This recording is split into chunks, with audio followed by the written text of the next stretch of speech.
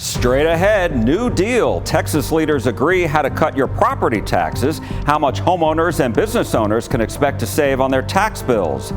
Targeting DART, a new bill making its way through the Texas Capitol, will change how Dallas area rapid transit is funded, why some North Texas cities are happy about it and others not so much. And days numbered, why a scandal at the Texas Lottery Commission could soon spell the end of the lottery in the Lone Star State. Good morning, I'm Jack Fink. Get your fix for Texas politics. Eye on Politics starts now.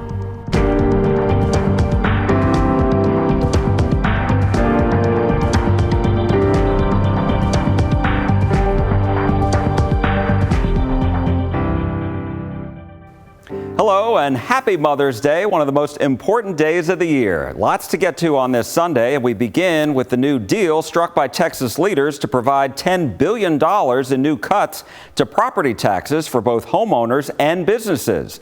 Governor Greg Abbott, Lieutenant Governor Dan Patrick, and Speaker Dustin Burrows hammered out details early last week. Day to day sounds great. Caleb White of Plano says with a young family, he welcomes any additional relief on his property taxes. We're even talking about growing our family even more, so anything like that is a huge help. At the Capitol last week, House Ways and Means Committee Chairman Morgan Meyer of University Park and the Senate's lead author of property tax bills, Senator Paul Bettencourt of Houston, announced the deal. And that means we've got home and business property tax relief on the way. Under that deal, the House will approve the Senate's bill that raises the homestead exemption on school property taxes from $100,000 to $140,000 this year.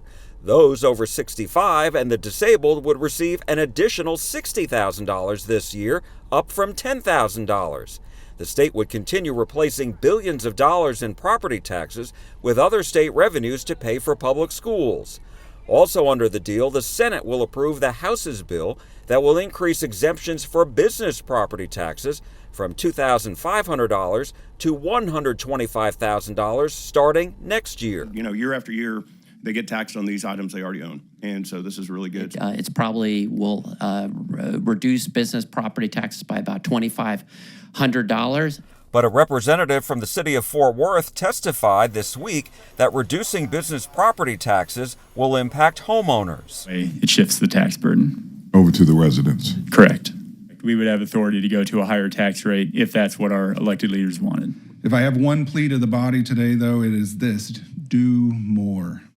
I spoke with State Senator Paul Bettencourt, who told me how much home and business owners will save. It's really a big deal because this is basically tax relief to every home and business owner in the state of Texas. Exemptions are very powerful tools because people don't pay the government. And in this case, the vast majority of this is independent school district money. They just won't pay it. So it's going to result in tremendous savings for all home and business owners for as long as they own their home or their business. It's going to save about almost $500 for the average home. For the over 65 and disabled, that gets popped up to a savings of $950. But again, this is a little bit more it's a bigger news among the over 65s because 43% of them are already not paying taxes because these are people that have frozen their bills effectively 5 or 10 years ago. And we passed amendments that said if we raise the exemption for them or we lower the tax rate, they get to change what they bill. So we're guessing over 60% of over 65 disabled will pay zero, and you've got the right number, zero ISC property taxes if this is approved by voters in November. What is the total amount of new savings during this, next 2-year budget? In addition to everything else? It's over $10 billion. And this is a great question because you have to effectively think of every biennium as like a pot that you have to pour in money to lower property taxes. So we're pouring in over $10 billion. And as you know, some conservatives have said they want to see more and that this was not enough given the nearly $24 billion budget surplus that the state legislature had coming in. What do you say to that? Well, a lot of that is driven by a theory that you should be able to eliminate all property taxes. And the problem with that is that we don't have $86 billion to eliminate all property taxes. If we did that, that would be like 86 out of $94 billion a year that we have to do everything. So the right answer here is just to keep chipping away and doing what you can to help people when you have surplus money to, help get their property tax bills down. What about the renters? What we've seen, all the national studies show that if you're in a competitive marketplace on rents, then when taxes are cut, that actually gets to the renters because they can't afford to jack up rents. And this is a way to help them not jack up rents. Lawmakers in the House and Senate are expected to approve a combination of bills, and then voters will have the final say on Election Day in November. Are the days numbered for the Texas lottery? Why lawmakers are considering doing away with the group that oversees the state lottery. But next, how a new bill advancing through the Capitol is targeting DART and dividing neighboring North Texas cities. When Eye on Politics returns.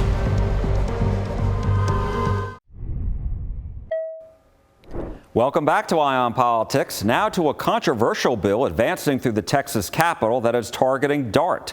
The bill, known as HB 3187, will change how the transit agency is funded. Since its inception 40-plus years ago, the 13-member cities pay 1 cent of their sales tax revenues to DART for bus, rail, and other mobility services. But DART says 7 of those cities have paid more into the agency than they've received, and some, including Plano, Irving, Carrollton, and others, want a break on how much they provide. The bill will allow cities to spend up to 25% of their sales tax money to DART for their own road projects, building sidewalks, and hiking and biking trails, among other things. Cities that support the bill say they had no choice but to ask for this bill, because after years of requesting DART to come to the table and address their funding concerns, the agency refused. Plano Mayor John Munns told lawmakers during a hearing last month that DART is being unfair. In 2023 alone, Plano contributed $109 million to DART, and our taxpayers received less than 50 cents on the dollar of that investment. When cities joined DART, they did so knowing they may not be one-to-one returns. The voters approved it anyway in 13 cities. Republican State Representative Matt Shaheen, whose district includes Plano, filed the bill. DART has been recalcitrant for probably close to a decade. You have 6 cities that have been overpaying into DART.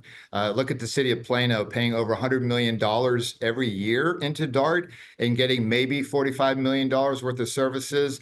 And so what these 6 different cities, I'm talking about Carrollton, Farmers Branch, Highland Park, they've been asking DART to sit down and come up with a new financial arrangement so they're not overpaying. DART has refused to do that. So we've been forced into a situation where we're going to attempt to take care of this legislatively. So what the piece of legislation, it's called the DART Reform Act. What it does is it allows these cities that are overpaying to receive 25% back in the payments that they make into DART, and then they can take those dollars and apply them to local mobility transportation projects. And so I've been talking about cities overpaying. You have Dallas that's underpaying to the tune of, I think it's like $250 million.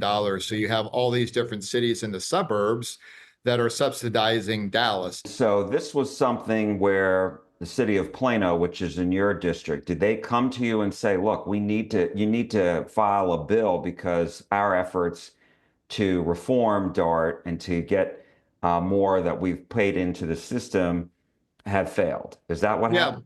That Plano came to me, some of the other cities that I mentioned, I've had discussions with. And look, if DART would just sit down and treat these cities like customers, I wouldn't be put into a situation where I would even have to file the legislation. But DART is refusing to work with their member cities. They're not holding up their end of the spirit of the arrangement, their relationship. And so, look, the piece of legislation, it passed out of the House Committee on Transportation. We're expecting it to get a hearing in the Senate this week as well. So that piece of legislation is moving. DART needs to get its folks together, sit down with these 6 cities and come up with an arrangement. Otherwise, that piece of legislation will get to the governor's desk.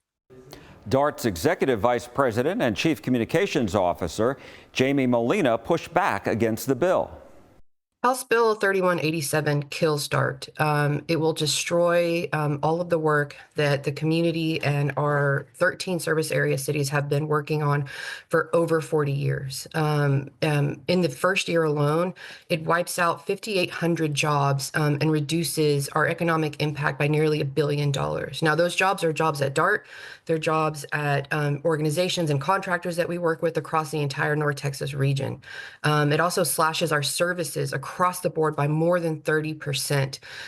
So you see hundreds of thousands of people who rely on DART to get to work, to get to school, to get to their doctor's appointments, will lose service or be dramatically impacted by the reduction of service in their areas. So how much in real dollars would DART stand to lose on a yearly basis if this goes through?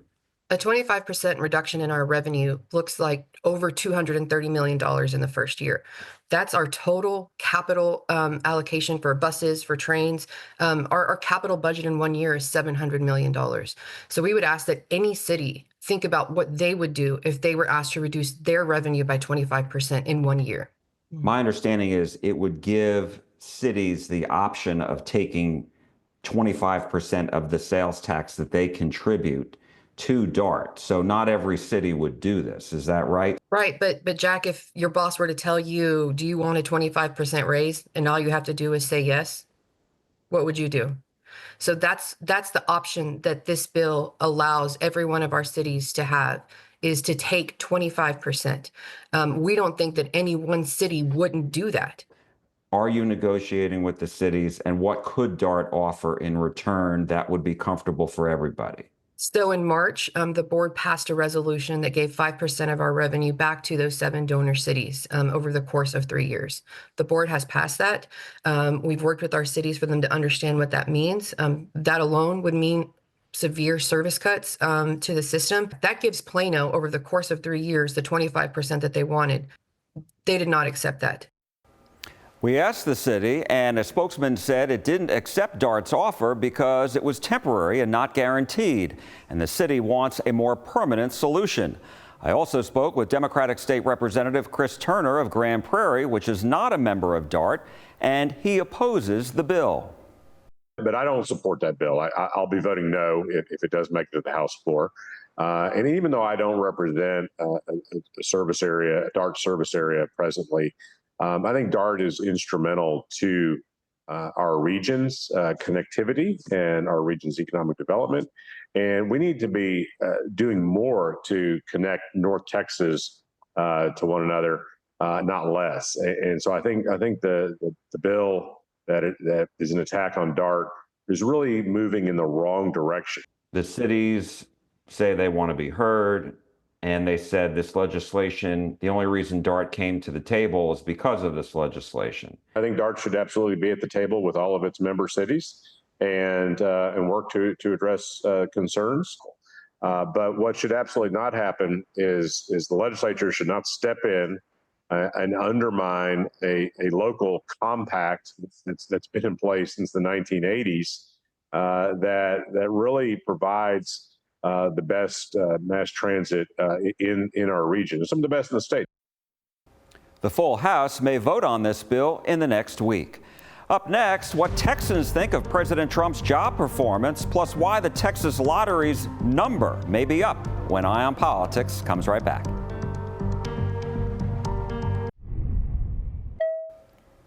A new poll by the Texas Politics Project at UT reveals what Texans think about the job performance for President Trump and top Texas leaders, plus some of their top concerns. Sarah Jenkins has this week's brief. Trump's approval in Texas has dropped to near his first-term levels. 47% approve, 46% disapprove, shifting focus to economic concerns. Texans feel worse off than last year, with disapproval of his economic handling rising, but he still holds strong support among Republicans. Where immigration and border security once dominated, rising prices, property taxes, and tariffs now hold equal priority. The majority say increasing tariffs will be bad for Texas, with 34% saying it will be, quote, very bad. Governor Abbott's approval rating among voters mirrors the president. 44% approve and 43% disapprove. Not far off, Senator Ted Cruz has a 42% approval rating with Texas voters and a 44% disapproval rate. Staying in the Senate, only 27% approve of John Cornyn, 41% disapprove. As for the man running against him, Attorney General Ken Paxton has a 33% approval rating and a 38% disapproval rating from Texas voters. Thank you, Sarah. The Texas Lottery's days may be numbered. Doubts about its future have come after state leaders say questionable jackpots have been awarded. Lawmakers have not approved a budget for the Lottery Commission for the next 2 years as of yet. The agency was already under a sunset review, which every state agency faces every 12 years. If lawmakers don't approve its continuation, it will be abolished. The lottery is under a number of state investigations. After questionable multi-million-dollar jackpots, the state Senate banned the use of couriers who help customers buy lottery tickets, which lawmakers said violated state law. The Lottery Commission stopped using couriers to sell lottery tickets after saying for years that it did not have the authority to do so. Various officials at the commission have also resigned.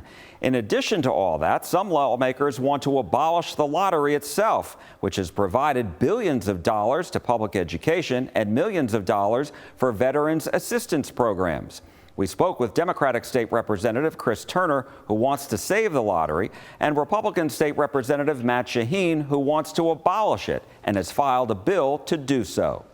I absolutely do. Yeah, look, the state really shouldn't be in the business of driving what I call it addiction to gambling. It's, the lottery was meant to be this thing where, you go to the grocery store, you buy a lottery ticket, you go home and see what happens. And now it's just it's evolved into this really expansion as far as you can buy lottery tickets online. We had these courier services that were literally buying lottery tickets in bulk.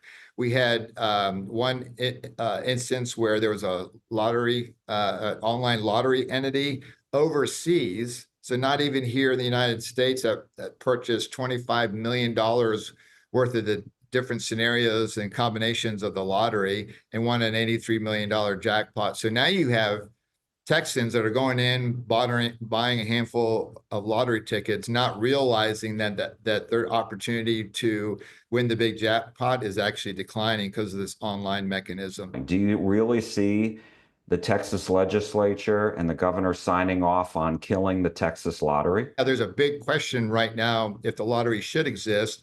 And so there's a scenario where we just let it die. If the sunset bill for the lottery is not passed and doesn't become law, the lottery goes away. So I have filed legislation to get rid of the lottery. That's one scenario. Or there's a scenario where it doesn't make it out of sunset.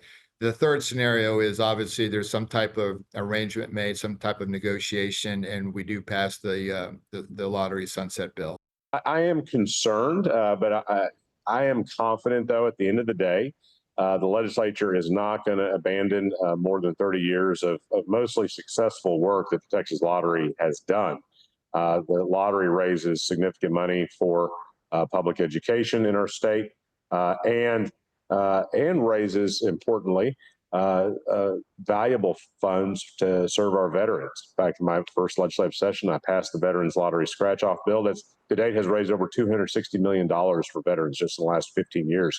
That money is not going to get replaced. It's not going to come from somewhere else. So people who say, let's get rid of the lottery, well, tell me how you're going to replace $250 million in funding for our veterans that they depend on and they deserve, frankly.